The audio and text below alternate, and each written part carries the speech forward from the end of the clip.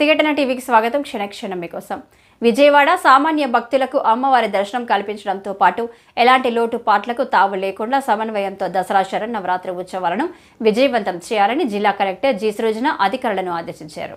ఇంద్రకీలాద్రిపై అక్టోబర్ 3 నుంచి 12 వరకు నిర్వహించనున్న దసరా ఉత్సవాల ఏర్పాట్లపై కలెక్టర్ సిపి రాజశేఖర్ బాబు, ఎమ్మెల్యే సుజనా చౌదరి సంబంధిత శాఖల అధికారులతో సమావేశం నిర్వహించారు.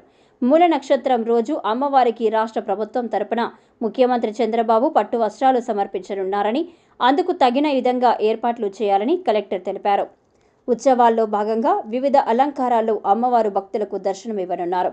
October 3 Bala Tripura Sundaridevi, October 4 Gayatridevi, October 5 Annapurnadevi, October 6 Lalitha Tripura Sundaridevi, October 7 Mahachandidevi, October 8 Sri Mahalakshmidevi, October 9 Saraswatidevi మూలా నక్షత్రం, October 10 Durgadevi, October 11 Mahishasura Mardini, October 12 Sri రాజరాజేశ్వరిదేవి.